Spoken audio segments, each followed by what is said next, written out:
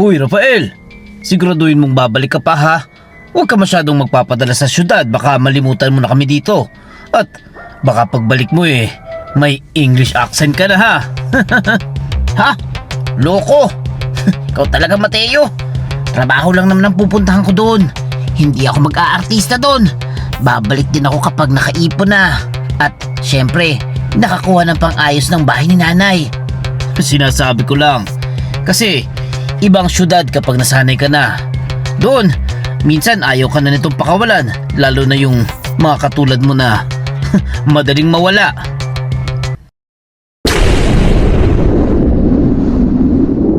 Kuya Bangis. Tahimik ang umaga sa baryo. Ang hamog ay nakadikit sa mga dahon ng palay habang ang araw-araw ay unti-unting sumisilip sa likod ng bundok. Sa maliit na kubo sa gilid ng bukirin, abalang nag-iimpake si Rafael. Iilan lang ang kanyang dadalhin. Damit, lumang sapatos at isang maliit na bag na may baong tuyo at kanin. O anak, huwag mong kalimutan to ha. Kahit saan ka magpunta isuot mo to palagi. Nanay, luma na yan. Baka pagtawanan ako sa Maynila Hayaan mo sila. Hayaan mong tumawa ang mga yan. Ang mahalaga protektado ka. Hindi lahat ng panganib ay nakikita ng mata. Iniabot ni Aling Rosa ang isang lumang palawit na kulay tanso. May kakaibang ukit na parang mga ugat ng puno. Sandaling nagdulot ito ng lamig sa palad ni Rafael. Dahilan upang mapakunot ang kanyang noo. Nay! Saan niyo ba ito nakuha? Ay pamana pa iyan ng ninuno natin. Basta isuot mo laang. Huwag ka na magtanong-tanong pa. May kung anong kaba sa tinig ng kanyang ina. Ngunit hindi na siya nag-usisa.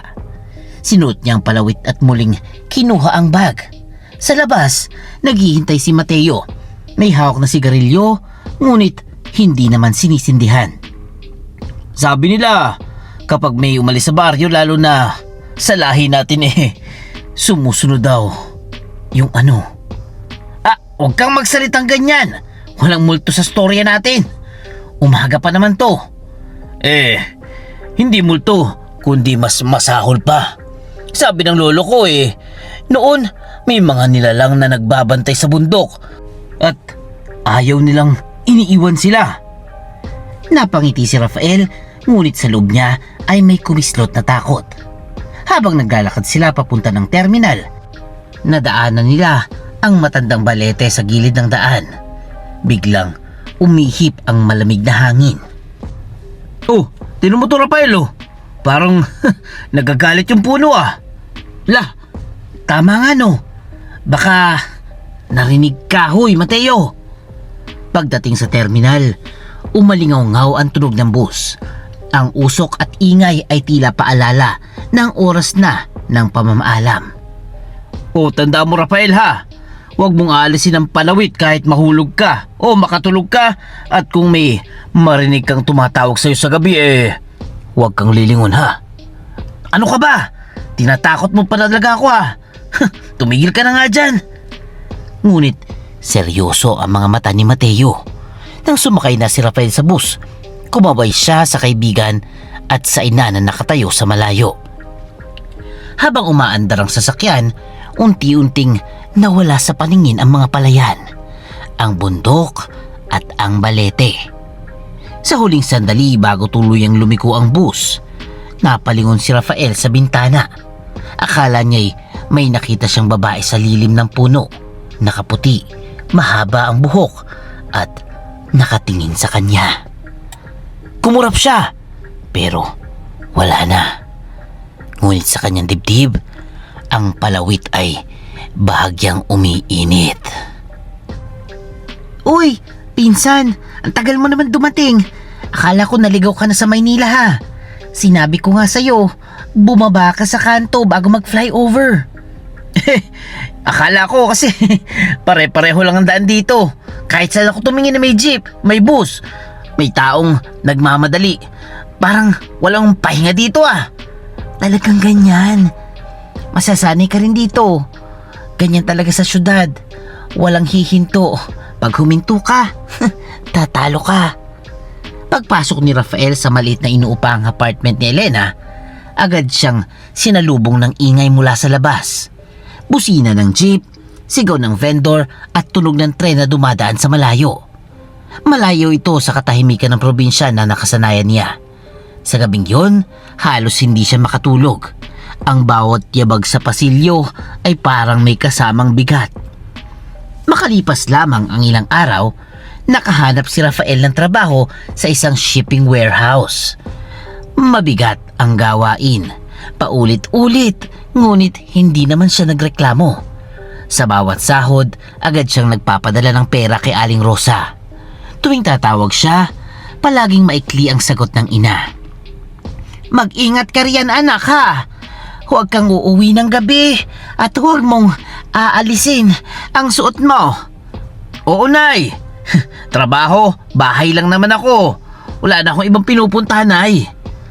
Isang gabi, habang kumakain sina Elena ng pritong itlog at kanin sa harap ng maliit na telebisyon, biglang lumabas sa balita ang isang ulat. May mga ulat, kakaibang pagkatay sa mga hayop sa isang liblib na baryo sa lalawigan ito. Ayon sa mga residente, tila ba may nilalang na sumisipsip ng dugo. Hay nako, drama lang yung mga yan ano? Baka aso o magnanakaw lang yan. Yan nga, ganyan ang baryo namin eh. Napatahimik si Elena. Nakaramdam si Rafael ng malamig na dumadaloy sa kanyang batok. Parang may biglang umupo sa dibdib niya kahit wala naman. Ilang araw ang lumipas, may dumating na maliit na kahon para kay Rafael. Sulat kamay ang pangalan na nagpadala. Kay nanay ito ah. Bakit parang minamadali? Oh, buksan mo na Rafael. Dali! Nang mabuksan niya ang kahon, bumungad ang palawit. Ang parehong iniwan niya sa probinsya. May kasamang sulat. Anak, hindi ako mapalagay simula nang umalis ka. Isuot mo ito palagi. May masamang pakiramdam ako tuwing gabi. Para bang may nakatingin sa bahay. Kinagabihan, hindi mapakali si Rafael. Sinuot niya ang palawit at napahiga. Sa kanyang panaginip, nakita niya ang sarili sa gitna ng gubat. Madilim, tahimik. Biglang may boses na tumawag. Rafael, bumalik ka na. Isang babaeng maputla ang balat. Mahaba ang itim na buhok at walang anino ang unti-unting lumalapit. Nang abutin siya nito, bigla siyang nagising. Hingal, pawis, nanginginig. Pagtingin niya sa pinto ng kwarto, napaatras siya. May 3 mahahabang marka ng kuko sa kahoy at sariwa pa ito at malalim. Hoy Rafael, ba't parang nakakita ka ng multo? Ba't ganyan na itsura mo? Ano nangyari? Wala. May daga lang siguro. O kaya pusa. Nagulat lang siguro ko. Maarte lang siguro. Ngumiti siya, ngunit sa loob niya ay may sigaw. Mula noon, bawat gabi ay may panaginip. At sa tuwing gigising siya, pakiramdam niya ay may nakatingin mula sa dilim ng kwarto. At sa bawat pag-idlip, palaging may isang tanong na bumubulong sa kanya. Hanggang kailan kaya ikaw tatakbo? Rafael, hindi na to normal. Araw-araw ka na lang binabangungot, tas may marka sa pinto. Hindi ako papayag na hindi ka uuwi sa inyo. Natatakot akong umuwi eh. Pero mas natatakot ako may mangyari kay nanay habang nandito lang ako. Kaya nga, sasama ako. Ayoko mag-isa ka at gusto ko ring makita kung ano ba talaga yung pinanggalingan ng takot mo. Maagang umalis sina Rafael at Elena. Habang papalayo ang bus sa syudad, unti-unting nawawala ang ingay at siksikan. Napalitan ito ng taniman, itlog at mga bundok na tila nakamasid sa bawat dumadaan. Hindi mapakali si Rafael. Paulit-ulit niyang hinahawakan ng palawit sa kanyang dibdib. Iha! Yan bang suot ng kasama mo ay pamana pa ng matanda? Ang alam ko po, pamana ng nanay. Bakit po? ay matagal na ako nagbubungkal ng lupa sa mga lugar na iyan at iisa lang ang natutunan ko. Kapag may nawawala o namamatay na hayop, hindi yan basta-basta ha. Napatingin si Rafael sa matandang si Isko. Ang balat nito'y tila pinatigas ng araw at panahon at ang mga matay puno ng takot na matagal nang tinatago. May mga tao hindi na umuwi sa baryo sa gabi. Ang mga kambing ay nawawala at ang mga manok natatagpuan na lamang walang dugo at may mga bakas sa bubong. Mang Isko, bakas po ng ano ba yun? Pakpak! Pakpak at kuko! Ginawa ni Mang Isko ang tanda ng krus at tumahimik. Si Elena ay napalunok, pilit na tinatawanan ng kaba. Baka naman kwento lang po yun, Mang Isko. Sana nga, iha! Sana nga! Pagdating nila sa baryo, tila ibang lugar ang sumalubong sa kanila. Walang naglalarong bata. Sarado ang mga bintana kahit tanghali. Ang dating masiglang baryo ay tila may hinihintay na sakuna. Uy! Salamat naman, Rafael! Bumalik ka dito. Kala ko matagal ka pang babalik. Ano ba nangyari dito, Mateo? Ba't parang inabandona na ang lugar? Tuwing gabi may naririnig kaming pagaspa sa bubong. May mga umuungol, parang hayop, pero hindi naman talaga hayop Inakay sila ni Mateo papunta sa likod ng kapilya. Doon, sa damuhan, may bakas pa ng dugo. Dito namin nakita ang aso ni Mang Lucas. Hati sa dalawa ang katawan, parang sinunggaban mula sa itas Nanlamig si Elena. Si Rafael ay napapikit. Pumalik sa alaala ang kanyang panaginip. Ang gubat, ang babae, ang boses. Pagdating nila sa kubo, agad sinalubong si Rafael ni Aling Rosa. Maputla mukha nito at tila nabawasan ng ilang taon ang lakas ng katawan. Anak, salamat at bumalik ka. Nay, ano nangyari dito? Ba't parang natutunaw ka na sa takot ha? Napahagulhol si Aling Rosa. Tuwing gabi anak, may bumubulong sa labas ng bintana. Tinatawag ang pangalan mo. Rafael, paulit-ulit hanggang umaga. Pero naririnig niyo po ba kung ano siya? Babae ang boses, Elena. Malungkot pero galit na galit. Tahimik ang lahat. Sa labas, biglang humangin ng malakas. Gumalaw ang mga dahon ng niyog kahit walang ulap. Hindi lang kayong may naririnig, Aling Rosa. Buong baryo may binubulungan na. Sa gabing yun, walang ilaw na pinatay sa baryo. At sa bawat bahay, may pamilyang gising na nakikinig at naghihintay. Dahil alam nila, may bumalik na hindi dapat ginigising. Ilapag mo ang palawit, iho! Huwag mong hawakan habang kinakausap kita dahil hindi yan basta-basta anting-anting ha! Lolo, simula nang isuot ko to hindi na ako pinapatulog. May mga sumusunod nga sa akin kahit nasa syudad na ako Lolo Pio, kaya po namin siya dinala dito. Parang may gising na galit sa bundok Tahimik ang loob ng kubo ni Lolo Pio. Nakabitin sa kisame ang mga tuyong dahon at ugat. May mga rosaryo sa dingding at may isang sulok na may bote ng langis na tila may sariling anino kapag tinatamaan ng liwanag. Dahan-dahang kinuha ni Lolo Pio ang palawit at sinipat ito na parang may kinakausap na alaala. Matagal ko nang hinihintay ang araw na may magdala nito sa akin. Pero hindi ko inaakalang ikaw yon, Rafael. Ano pong ibig niyo sabihin? Napabuntong hininga matanda. Tila may bigat ang bawat salita. Noong bata pa ako, ang lolo ko may isang sundalo raw na galing sa siyudad na umuwi rito sa probinsya. Nagtago siya sa bundok matapos ang digmaan at doon niya nakilala ang isang babae. Tao po ba to, Lolo? Tao ang itsura, Mateo. pero hindi likas na tao. Tahimik ang paligid, parang huminto ang hangin. Mabait ang babae, maalaga at marunong magpagaling ng sugat. Pero nang may nakakita sa kanyang nagbabagong anyo, natakot ang mga tao. Tinawag siyang aswang. At dahil sa selos at takot, sinunog nila ang kubo niya sa paanan ng bundok. At ang sundalo, ano nangyari doon, Lolo? Ipinagkaluno siya, Rafael. Nanlaki ang mga mata ni Rafael.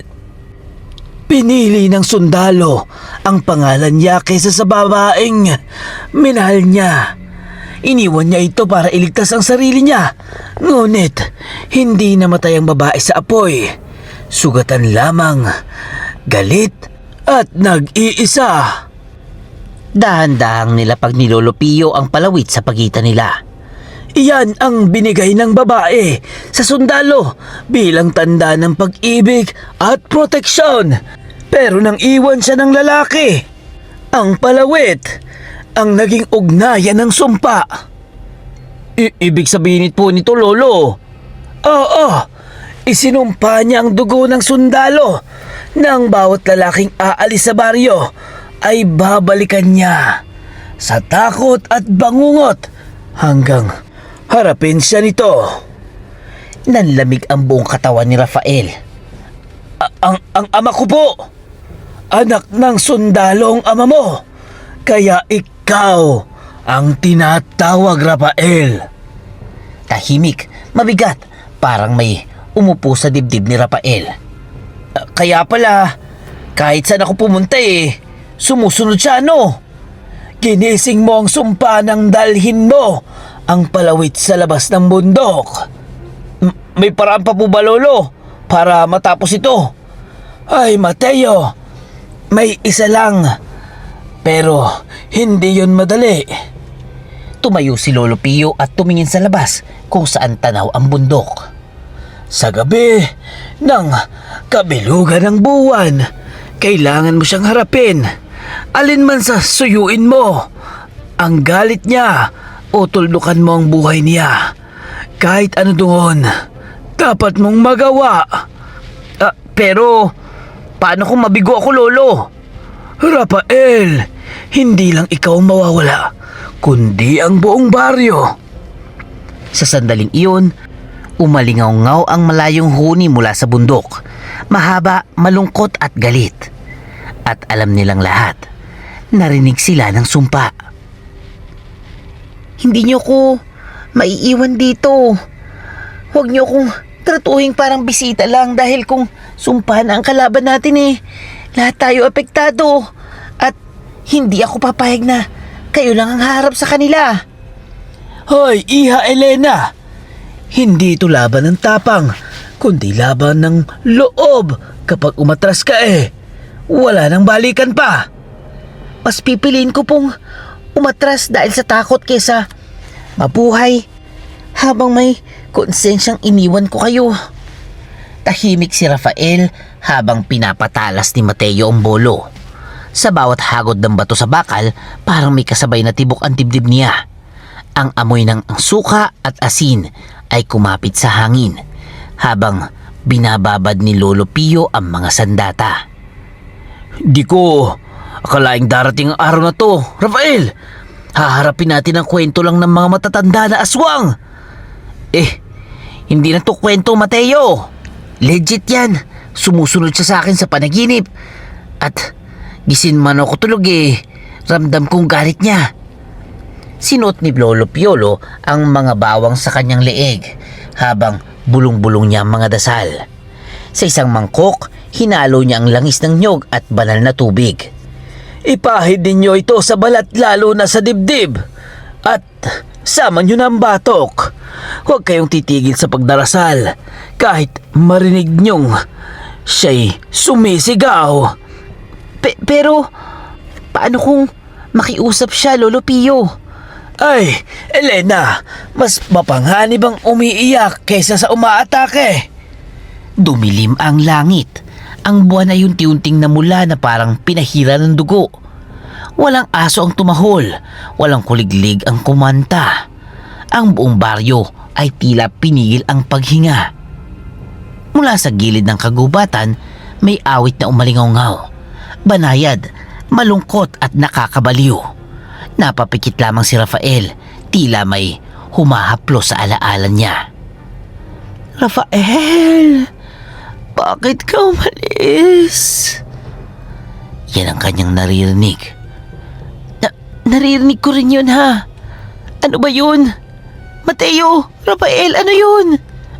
Diyos ko! Hindi ko nga rin alam! Rafael, ano ba yan? Mula sa anino, lumitaw ang isang babae. Nakaputi, mahaba ang buhok, ang mukha'y napakaganda, parang hindi nabahira ng panahon. Ang binigay niyo sa akin ay pag-ibig. At sinuklan ninyo ako ng apoy. Nang magtama ang kanilang mga mata, biglang nagbago ang hangin. Ang mga daliri ng babae ay humaba, ang mga kukoy naging parang kutsilyo, at ang balat ay naging tila kaliskis. Ngayon na! Go! Sumugod ang aswang sa bilis na hindi kayang sundan ng mata. Tumama ang balikat ni Mateo sa puno ng salagi ng unang atake. Iwinasiwas niya ang bolo. Tumama sa braso ng nilalang, ngunit parang bakal ang tinamaan. Hindi niyo ako kayang patayin. Hinagisa ni Elena ng asin ang mukha ng aswang. Umusok ang balat nito, sumigaw sa sakit, ngunit lalo lamang itong naggitngit. Hindi ka namin hinahabol. Pinagtatanggol lang namin ang sarili namin. Biglang naramdaman ni Rafael ang pag-init ng palawit. Parang may tibok ito. Sa isang iglap, lumapit siya at diniin ang palawit sa noo ng aswang. Ouch! Sakit! Napaatrasan nila lang. Sa sandaling yun, nakita ni Rafael ang hindi niya inaasahan. Luha sa mga mata ng halimaw. Lungkot, pangungulila. Hindi ka na namin kaaway ngayon! Tumigil ka na! Ngunit huli na. Umalingaw-ngaw ang isang matinis na hiyaw. Tumalon ang aswang sa mga puno. Naglaho sa dilim. Bumagsak si Lolo Pio sa lupa. Duguan ang balikat. Lolo! Ano nangyari? Hindi pa tapos! Nag-uumpisa pa lamang! Sa malayo ngunit umaalingaw ng awit, mas mabagal, mas masakit. At alam nilang lahat, hindi ito laban ng tapang. Ito ay laban ng kasalanan at kapatawaran. Tama na, nanay! Huwag na tayong magpaligoy-ligoy. Gusto kong marinig mismo sa inyo kung ano talagang alam nyo. Dahil may nasugatan na at may mamamatay pa kung patuloy tayong mananahimik, nanay. Anak, patawarin mo ako. Matagal ko nang gustong sabihin pero natakot ako na kapag nalaman mo ay kamuhian mo ako. Ano po ba yun, Aling Rosa? Hindi na po to oras ng takot. Oras na to ng katotohanan. Diba, Rafael? Naupo si Aling Rosa sa bangko. Ito'y nasa gilid ng kubo. Nanginginig ang mga kamay habang pinipis silang laylayan ng kanyang damit. Ang ilaw ng gasera ay nanginginig kasabay ng kanyang paghinga. Bago ko nakilalang ama mo, isa akong kumadrona. Tinawag ako sa gabi sa paanan ng bundok para tulungan ang isang babaeng nanganganak. Siya po ba yun, Lola? Oo, anak. Hindi ko alam noon kung ano siya. Tao lang ang nakita ko. Pagod, sugatan, at umiiyak. Napapikit na lang si Rosa habang patuloy ang pag-agos ng luha. Nang maisilang ang bata, may kakaiba sa paligid. Parang may humihinga sa dilim. Parang ako. At kinabukasan, sinabi ko sa mga tao ang nakita ko. Kayo po ang nagsimula ng bulong-bulungan, Aling Rosa? Hindi ko sinasadya. Akala ko'y tama ang ginagawa ko. Tahimik lamang si Rafael. Ang galit ay unti-unting napapalitan ng bigat. Ang ama mo naman ay may tinulungan ding babae noon na aksidente sa bundok inalagaan niya at minahal niya. Ibinigay ang palawit bilang pasasalamat. Siya pala yun? Mahal siya ng babae, pero iniwan din namin siya sa takot at kahihiyan. Pumasok si Lolo Pio. Balikat ay nakabalot ng tela ngunit matatag pa rin ang tinig.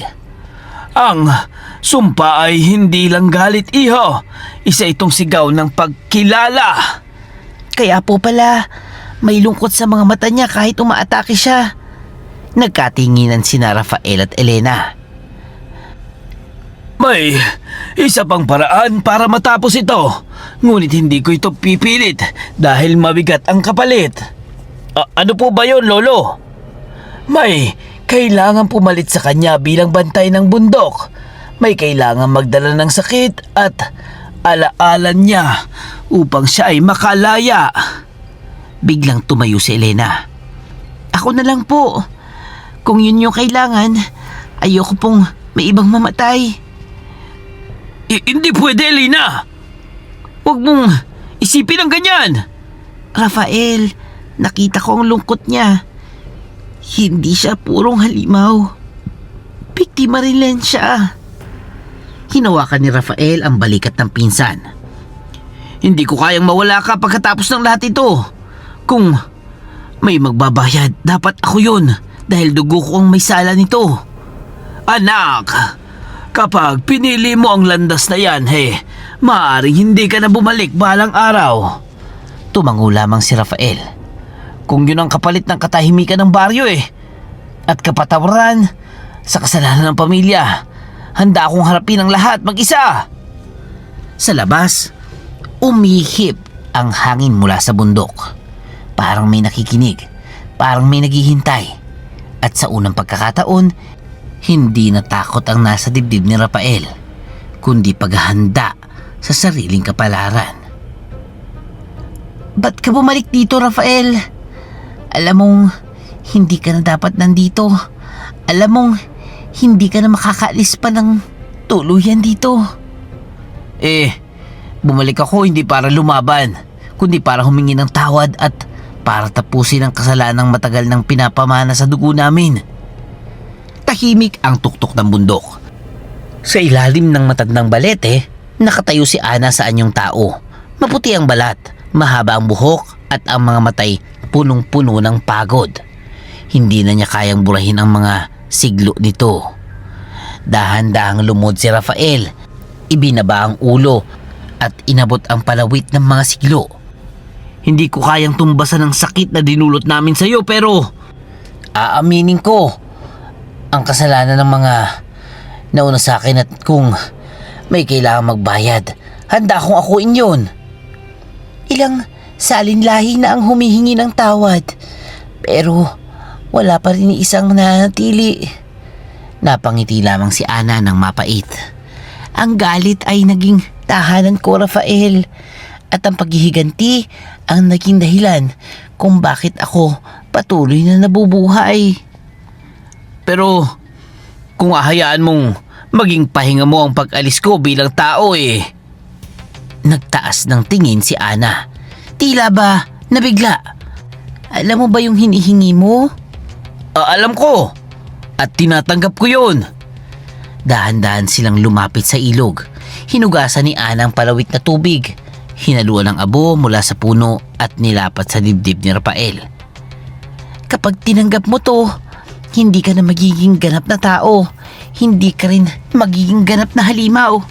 Ikaw ay magiging bantay dito. Isang matinding init ang bumalot sa katawan ni Rafael. Parang may pumutok sa kanyang dibdib. Ang palawit ay natunaw. Naging liwanag at tuluyang pumasok sa kanyang laman. Ouch! Bumulong ang hangin. May mga aninong gumalaw sa paligid. Mga anyong hindi matawag na hayop o tao. Tapos na ang sumpa, ngunit hindi ang tungkulin natin. Pagmulat ni Rafael, nakahiga siya sa gilid ng baryo. Umaga na, tahimik. Napansin ni Mateo ang puting hibla sa buhok niya at ang kakaibang liwanag sa kanyang mga mata. Ikaw pala yan, Rafael. Oo nga, Ako pa rin to. Pero hindi na tulad ng dati ha. Lumipas sa mga araw, bumalik ang sigla ng baryo. Wala nang pinapatay na hayop. Wala nang sigaw sa gabi. Ngunit sa dapit hapon, makikitang naglalakad si Rafael sa gilid ng kagubatan. Nakikinig sa mga bulong na hindi pa naririnig ng iba. Sa syudad, ang gabi, nagising si Elena sa mahinang tawag sa kanyang bintana. Elena! Nanginginig niyang binuksan ang kurtina. Walang tao sa mesa. May isang sobre. Sa loob, isang pilak na hibla ng buhok at isang sulat. Nakalaad, ang pagiging bantay ay hindi natatapos sa isang kaluluwa. Napaupo si Elena, yakap ang sobre at sa malayo, sa bundok, napatingala si Rafael. Alam niyang may kapalit ang kapayapaan at alam niyang ang siklo ay hindi pa tapos. Wakas. Hindi lahat ng sumpa ay gawa ng halimaw. Ang ilan ay sinilang mula sa takot, pagtataksil at katahimikan ng tao. Kapag ang kasalanan ay binaon at hindi na inamin, ito'y nagiging anino na susunod sa dugo, henerasyon at alaala.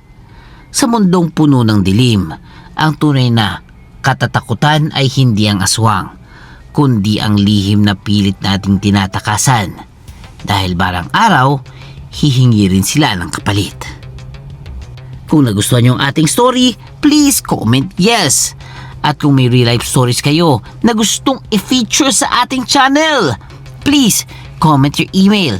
At syempre, huwag kalimutang mag-like, mag-share, mag-comment at mag-subscribe na kay Kuya Bangis.